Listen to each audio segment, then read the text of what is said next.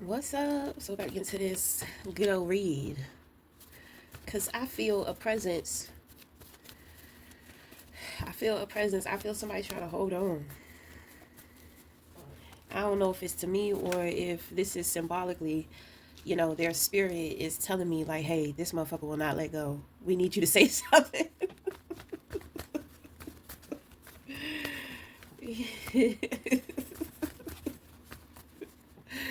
Okay. Security is calling in. They're saying like, hey, we need you to take care of something because if you don't, we're gonna handle it. We would rather for you to say something before we just go in there and clean our house. All right now. So in a position of your crown, you have the ace of wands. Okay. This is inspiration. This is excitement. Seven of cups in reverse. No more illusions. That confirms that with the rebirth with the sun card. Okay. Truth, honesty, transparency. We do have the king of pentacle in reverse. Okay. So this person is in the darkness. So there is a light. There is a light. The thing is, this person is playing the victim. Okay. And because they keep playing the victim, it's like you're becoming, it's like it's keeping you stuck. Okay. It's keeping you stuck. So, it's going to be in your best interest to move on from this situation, to move on from this person. You may come back to it, but for now, listen to what your body is telling you because it's like you feel something not moving inside. You sense something. Okay. So with the hangman, it's kind of like, paying attention to your mental health. Okay, because this person's mental health may be affecting you because they're not confused, but they're in the darkness because they're playing the victim, which means that they are avoiding. So let them avoid because they may be embarrassed about something. So let them get themselves together. Let them put it together. Okay, be wise in the situation. Be careful what you say. Be careful what other people see from you at this time. You know, honesty is the only thing. It's like honesty is your greatest defense, your greatest tool, your greatest weapon. But it's not using the truth as a weapon, but it's keeping people detached from you, because the truth, honesty, cuts attachment. I mean, when you tell people the truth, they get out of their feelings. They're like, oh, wait, what did you just say? I didn't like that. That didn't make me feel good. Right. So that interrupts the bond. It creates a new vibration. Truth is a high vibration. So it's hard for people to hold on to you when you're an honest person. That's why it's important to speak your truth, even if you're afraid or if you are nervous, because, people will be projecting some heavy stuff onto you. People think about you, they're obsessed about you, fantasizing about you, thinking about you. So it's kind of like, you have to protect your energy, and you have to do that by being honest. Okay, so eight of cups here. You are not emotionally toxic. You are not that. You're too honest for that. To where maybe somebody is kind of like that's how they wanted to see you, but it's like no, you have to surrender that. No, you don't have discernment. You misjudged, and you have exposed yourself as somebody, because the king of pentacles is reputation, so somebody wanted to mess up your reputation, and in the process they ended up messing up their own. Okay, so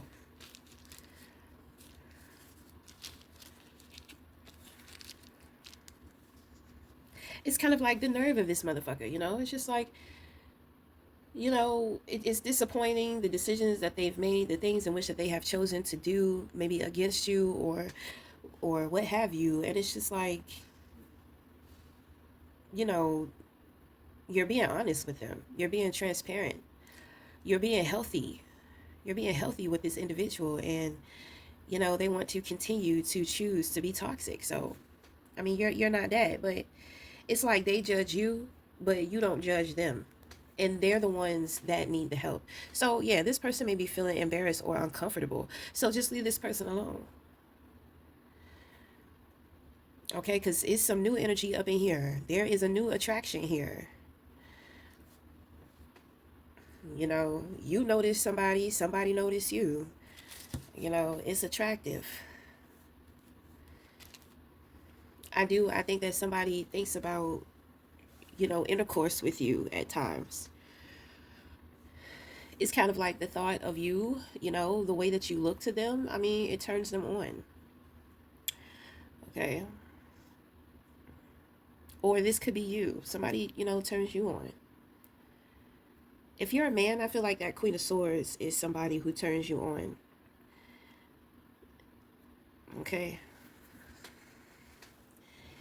If you are a woman, I believe it's like the effect that you have on people. You know, there is a mutual feeling or admiration that individuals feel for you because in all honesty, you feel that for yourself. You inspire yourself. People want to know, how do you do that? With the Queen of Swords here, she's got that outer shell, but she keeps all the gold, all the good stuff on the inside. You have to have access to her. She has to give it to you. So it's kind of like her greatest weapon is distance and communication. Okay. With the sun here, she has like it's like big insight, big energy. The sun knows a lot. The sun can see a lot, but the sun does not know all. You know what I'm saying? Because they can't see what's hiding in the shadows. So if this is a prophetess, sometimes you may prophesy something, but it's kind of like what you say is real, what you say is true, but there are details. It's kind of like when it comes to the shadow aspect of things, you don't necessarily use your intuition. It's giving me more like instinct.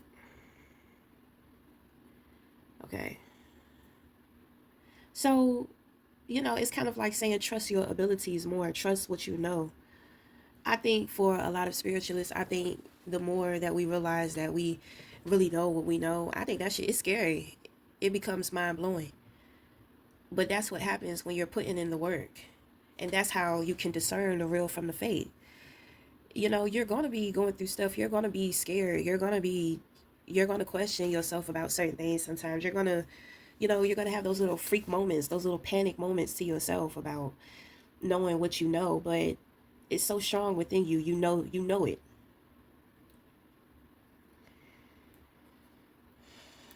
Okay. So I feel like for a girl in girl situation, somebody owes somebody an apology. It's kind of like if you had a teacher that was a female, it's kind of like the teacher, got upset with your potential. They became jealous. So they may have created some type of smear campaign behind your back, or they may have tried to tell people within the community that, you were something that you're not. They probably tried to mess up your reputation. If that is the case, this person, has been exposed. And they claim themselves to be, somebody who is wise. So there, people are putting them to the test. People are putting them to the test because there are people who look up to this person. But the thing is that the information will never get back to you because you're so far gone from this situation. This could have been something. I mean, you may have had a teacher. You may have had like a teacher in like middle school, high school. They may have looked you up or saw you on social media. Maybe triggered by something. Something. Something happened. It was definitely a trigger. You triggered this person in some kind of way. So, anyway, that's what I pick up from that. Because whatever is hidden from you, things are being exposed and coming out about you behind your back. The truth is being illuminated about you behind your back because things have been going on behind your back. Okay? So, I mean, you have been moving along. You didn't know what was going on, or you may have known, but you really just didn't care. You kept it moving. But the will to move yourself forward far away from this situation, not reacting to things, not getting involved, not being around, just being absent from the whole shebang. Cause after a while, shit just don't really make sense. This person is never around, but you have somebody that's constantly saying that the person who's not around is doing this and is doing that. So that's what I'm saying. Somebody just started that. To me, it just seemed like somebody thought that you weren't important. Nobody will really care. they had a personal vendetta towards you, but it's kind of like, it's, maybe you don't have too many friends, or maybe too many people don't know about you. So with them not liking you or having some type of vendetta towards you or something like that, it's kind of like they really thought that they would get away with this. Because it's like nobody really knows you, but they don't like you. Maybe they was trying to copy you, trying to make it seem like you was copying them or something like that. It's a lot of cases of the copycat. But my thing is, I mean, I feel like information is so, retricled or regurgitated constantly. So it's kind of like, the copycat shit, it's not really a big deal, a big thing. Somebody could have, I mean, we have tarot readers and you have other tarot readers. How you can sit up there and say, oh, well, they copying them, they copying that, but it's kind of like that makes no sense. How it's like you can't have more than one. Now my thing is that if you're doing something and you're doing it a certain way, you're doing it in a way to where it's unique to you, then I mean motherfuckers can't copy you. But you may have some good ideas, just like when it comes to certain products. When it comes to dishwashing soap, you got all these different brands and varieties of dishwashing soap, but all of them don't do the job. Most of them don't do the job. You need that Dawn. Okay, there's another dishwashing liquid, I forgot what it was called, but it's an organic dishwashing liquid. It's beautiful. So but you have all these watered down versions of Dawn, but people enjoy those too. You know what I'm saying? People, they'll get that product versus the real thing. So it's, I just kind of feel like when it comes to the copy and shit, and then, I mean, sometimes you may have really great ideas, and sometimes you just want your idea to get out there. You want to spread your idea because it's helpful not only to you but for other people too. You understand what I'm saying? Like when it comes to art therapy, I think that I think everybody should do art therapy. So of course, I feel like anybody who has a craft, or who has a talent, or who has a skill or a hobby, crafting somewhere in your life should be a part of your life. If you are a creative person, it don't matter if you're good with your hands or not, because some people are creative geniuses, so they don't have to do anything. But I'm just saying, even with that, art therapy, because it's therapeutic to the psyche and to the mental, you know. Yeah, I do. I be wishing that I see tarot readers do art therapy. I be wishing that I see them do something creative. It's kind of like the only form of creation is like how many videos you can do in a day, you know. But at the same time, if you are putting into how you are presenting yourself, well, that takes work. So, I mean, that's kind of that's kind of like a cheap way to see a balanced perspective in a situation. It's like halfway in and halfway out. You know what I'm saying? So knowing what decision needs to be made, but finding some type of excuse as to like why not to do it. So I mean, whatever. Um, I feel like this new attraction, you attracted this because you moved away from this community or from this family of people. You see, I feel like people didn't know, because these people may have been talking about you, lying on you. And then it's just like, well, damn, well, that person is never around, but they always talking about that person. Something not right. Something don't make sense. How is somebody always doing something? How is somebody this and how is somebody that? And then on top of that, how do you know what's going on with this person if they're never around? Right. Those are the questions you need to be asking. Hmm? Right.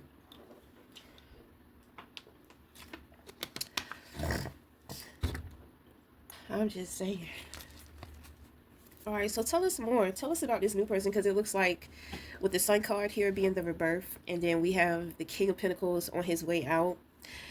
There's something new coming in. Okay.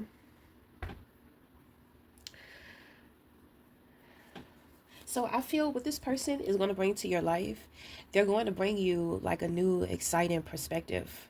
Like your energy is going to have, like your brain is going to have so much energy. You know what I'm saying? This person has a lot of energy. I feel like when you touch them, they may be hot. They may be like a hot person. This may be masculine. It's like somebody, this man is burning with masculinity.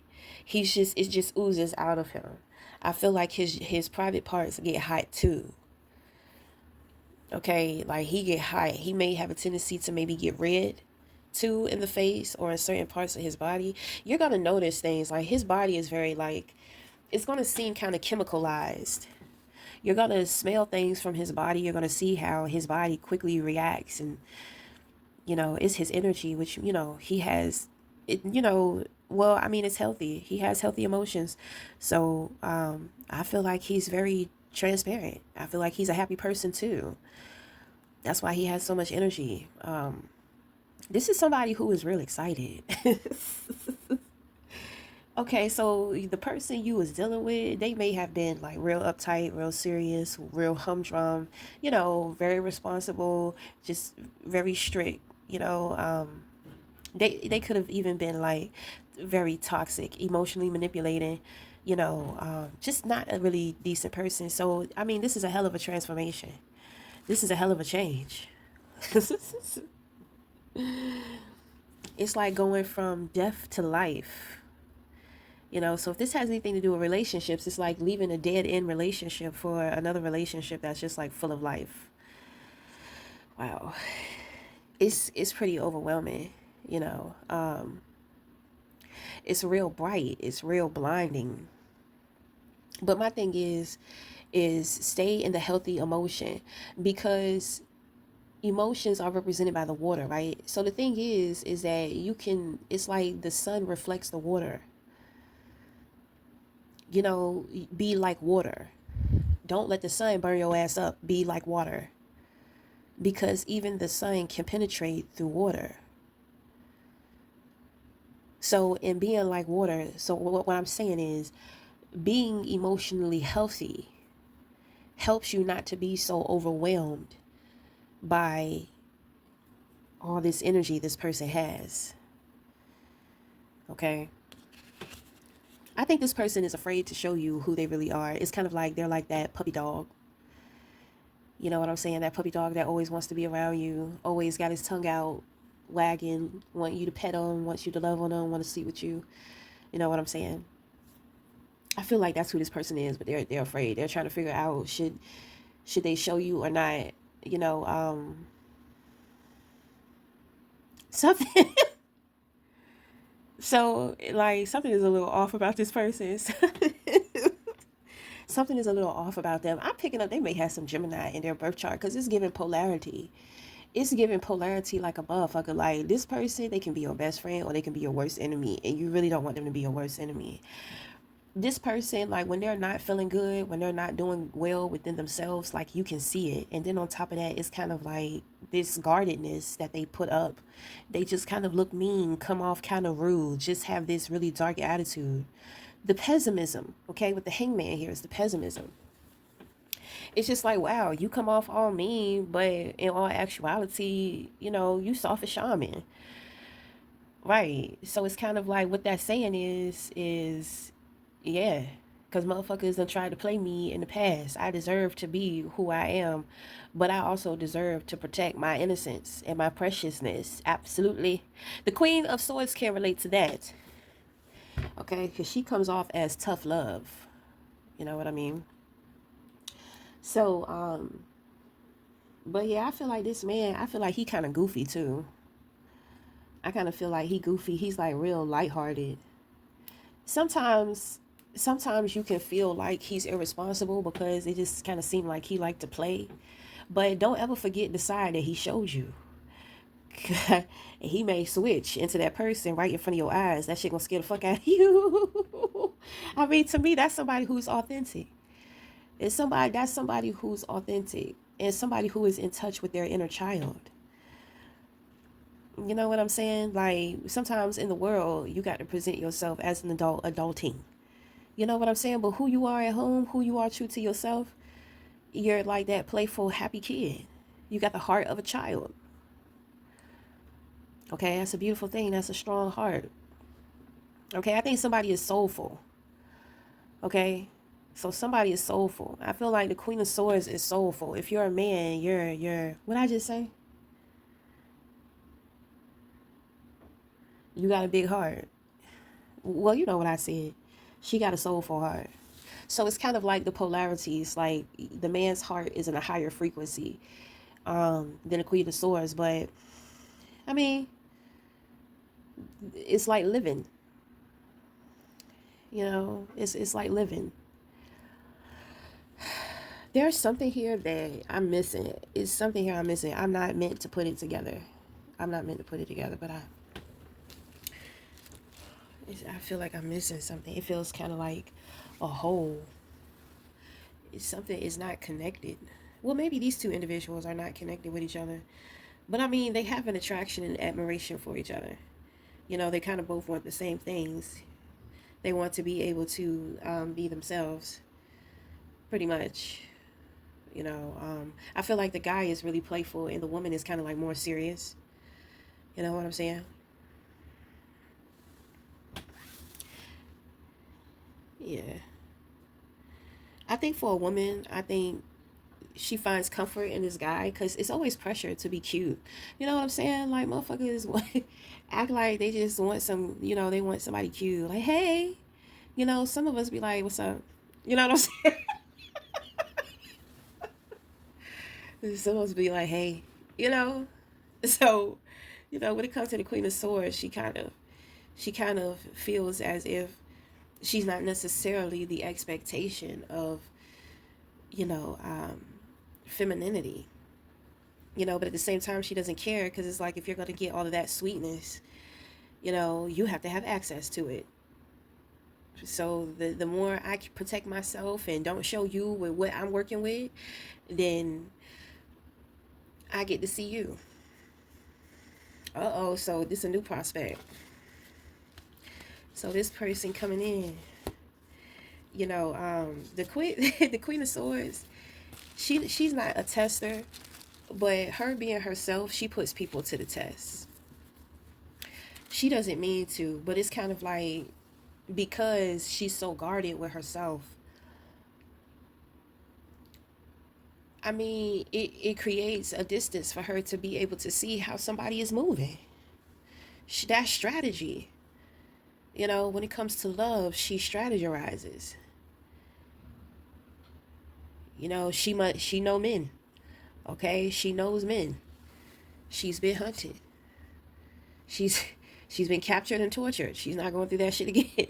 She's smartened up. She's wise, cautious and careful, strategic. She's protective. Okay, so she also represents mental and spiritual intelligence. Okay.